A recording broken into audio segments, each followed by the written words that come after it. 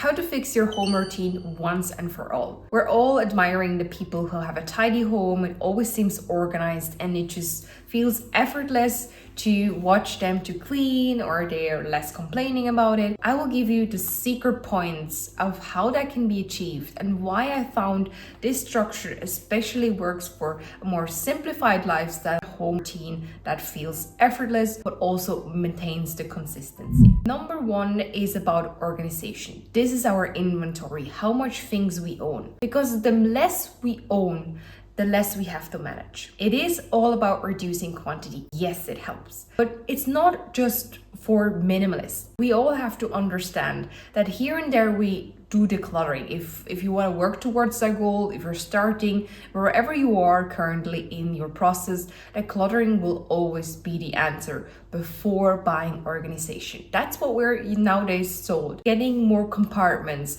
specific separation, and they're just adding extra item to our household, but extra clutter too. More things to manage, and it just seems overwhelming. So first step, reducing the things, declutter.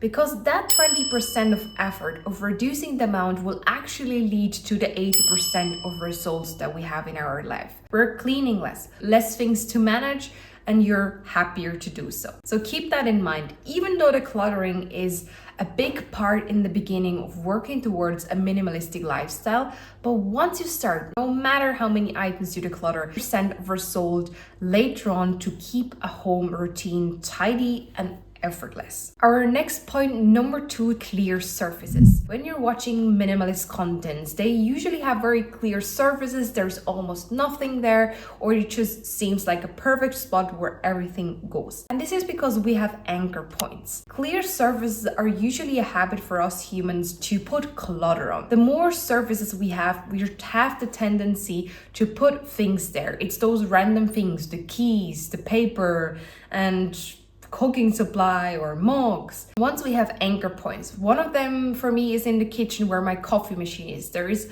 a specific setup, and everything else that wouldn't belong to the setup will have to go away and be cleared of the surface. Another example is for this little drawer next to me. I have one little plant up here. What if I would leave it empty? Naturally, I would start to put things on it, my computer, or put random things, and that's where the clutter builds. So I prevent this already by making a little decorative habit by putting a living plant on it, but it also keeps my space occupied. With that being said, it doesn't mean that you have to fill every surface with an anchor that you're not using it. It's more about finding the specific things that make sense there. Does it have a clear purpose? Could it be maybe a decoration or an item that you can place that will always be there? It's not about building the dust keepers that will help you away. Usually clear surfaces are the ones that help us to stay consistent. Also, it will be the visual effect of feeling overwhelmed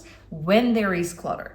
Look around you. What are the things that have clear surface? How much belongings are there? And then you will notice, yeah, there is no anchor point. There might be no system that we use, or just there is so much clutter there. So when you're having clear surfaces, not only it will send your brain a signal of comfort, of less stress and overwhelm, and we women are more affected of clutter. When I leave the house, I know the surfaces are clean, and it just gives me that little happiness boost of, yeah, everything's fine, no extra clutter here. Purpose comes also with responsibilities. Last note, the less surfaces you have in your home by creating or buying more drawers where you can store things, remove them.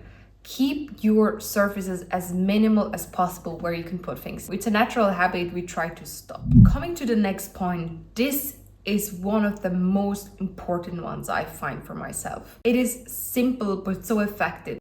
Everything less than a minute has to be done correctly. We've all been there, a stressful day, we're coming home, we just want to throw off the jacket, the shoes and everything, and just go up and do our things or whatever we had planned. What happened later? You still haven't picked up the jacket, everything is messy, so you have to do the job again. It's a double amount of work for your future self. And this comes down to discipline. Yeah, discipline. But usually those things that we are trying to procrastinate take us 1 or 2 seconds or a minute. When we're putting things away first, it will not have to be done again. And maybe I could be wrong. When we're at work, we usually try to be disciplined, to put things away, that everyone knows where it is. But somehow we slip that away when it comes to our own life. And we're stumbling upon shoes and everything. But when you have not only a space for it, it's easier to put it down. And if it is one of those days, take 2 deep breaths. It will anchor you. It will calm you down and you can start to do your 1-minute task. It's putting things correctly away and not give yourself extra work. And that procrastination, we can have it for 2 weeks instead of doing it directly. And if you're not feeling in the mood because you're doing the multitasking way, which is also why I find we're often not doing the things on the first go, because we have so many things in our hand. Try to reduce that too. But this is the main way of doing things. And you can train every member of your household if you have kids or have a specific rule how you do things, that you're not getting tempted or distracted by the things that you should do immediately. Another tip, and our last one on the list, number 4, talks about the reset habit. Every day I do a reset habit of about 5 to 10 minutes. Sometimes I divide it during the day, but specifically in the night. I set myself a timer to do 5 minutes of cleaning in an area where I feel it's very overwhelmed. Sometimes it's the kitchen, sometimes it's the bathroom or doing some chores. When you're doing a timer, you're more consistent, but sometimes you just want to beat the clock and see if you're faster. And that also comes down to small little responsibilities that you give the members of your household if you're living with people or kids. The small little everyday responsibilities or chores, if you want to call them, everyone can be involved. And I think with integrating kids and other members, you can kind of make a game out of it. See if you can beat the system or have a little reward after it. So you're involving all the people in your home, which will also lead to a tidier home. You're not the only person that cleans up everything, and everyone has ownership in it too. However, that doesn't mean that you have to clean your entire apartment or house in 10 minutes. It's focusing on the priorities, areas that truly annoy you. And some days it's just one area. Maybe one day it's 2 minutes, the other day it's 10 minutes, and maybe on the weekend it's 30 minutes. It's all about choosing it every single day. And what I've also learned, especially when you're doing the reset at night, if you haven't had the chance, you're setting yourself up for success. It's planning things ahead.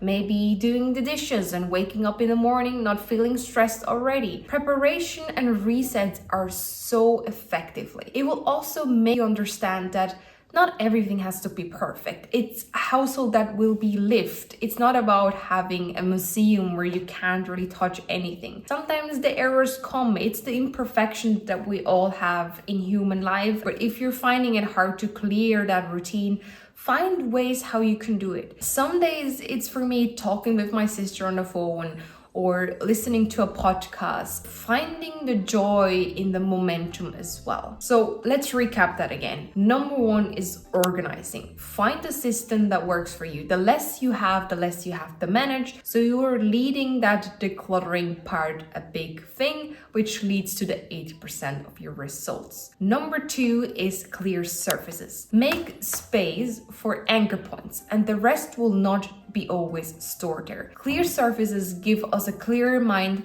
less stress, and you're feeling not overwhelmed by seeing the clutter. Next, number 3 is the 1 minute. Do the task straight away. Put your shoes away when you're coming home. Don't leave them off because you're giving extra work to your future self. And last one, you're gonna make a reset. Do small things every day. Some days it's more, some days it's less, but it's all about doing the small things, trying to find out what is the more priority. This is your final guide. Now I leave you off with all these tips. Which one is your favorite? Have you tried one of them? Have you found any of them pretty difficult, or just seems now a bit more clear than before? Let me know in the comments, and I wish you a great success of keeping a tidier home routine. Thanks for being here. We talk soon. Bye.